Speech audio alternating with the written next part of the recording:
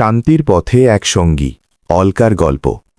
আমেরিকার দীর্ঘ ধূসর পিচ ঢালা রাস্তা, দিগন্ত বিস্তৃত প্রান্তর পেরিয়ে একদল বৌদ্ধ সন্ন্যাসী এগিয়ে চলছেন। তাদের পরনে গেরুয়া বসন, হাতে শান্তির প্রতীক। কিন্তু এই যাত্রায় সবার আকর্ষণের কেন্দ্রবিন্দুতে ছিল অন্য কেউ, একটি ছোট কুকুর, যার নাম অলকা। যাত্রার শুরু। অলকা কোনো সাধারণ পালিত কুকুর ছিল না। সন্ন্যাসীদের এই 2300 মাইলের দীর্ঘ পদযাত্রা সে ছিল এক অবিচ্ছেদ্য অংশ।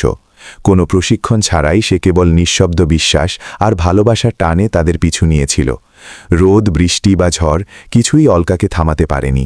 রাস্তার ধারের ক্লান্ত পথিক থেকে শুরু করে শহরের ব্যস্ত মানুষ অলকার শান্ত চোখের দিকে তাকিয়ে সবাই এক মুহূর্তের জন্য হলেও শান্তি খুঁজে পেত। একটি ছোট বাধা। 1000 মাইলেরও বেশি পথ পাড়ি দেওয়ার পর হঠাৎ একদিন অলকাকে খুঁড়িয়ে চলতে দেখা গেল। তার চোখে মুখে কোনো অভিযোগ ছিল না, কিন্তু শরীরে আর দিচ্ছিল না। পরীক্ষা করে দেখা গেল তার পায়ে একটি ছোট অস্ত্রোপচারের প্রয়োজন। ছবির সেই মুহূর্তটি তখন তোলা, যখন অলকা হাসপাতালের বিছানায় শুয়েছিল। গলায় প্লাস্টিকের সুরক্ষা শঙ্কু, কোণ, শরীরটা রঙিন কম্বল দিয়ে ঢাকা। অস্ত্রোপচারের ধকল সামলে সে তখন গভীর ঘুমে মগ্ন। তার শান্ত মুখটি দেখে মনে হচ্ছিল সে স্বপ্নেও হয়তো সেই শান্তির পথেই হাঁটছে। অদম্য চেতনা। হাসপাতালের কর্মীরা অবাক হয়ে লক্ষ্য করলেন, ব্যথায় কোকিয়ে ওঠার বদলে অলকা ছিল অত্যন্ত ধীরস্থির, যেন সে জানে এই বিশ্রামটুকু তাকে আবার তার প্রিয় সন্ন্যাসীদের কাছে ফিরিয়ে নিয়ে যাবে।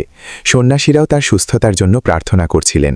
তারা বিশ্বাস করতেন অলকা কেবল একটি প্রাণী নয়, সে হল শান্তির দূত।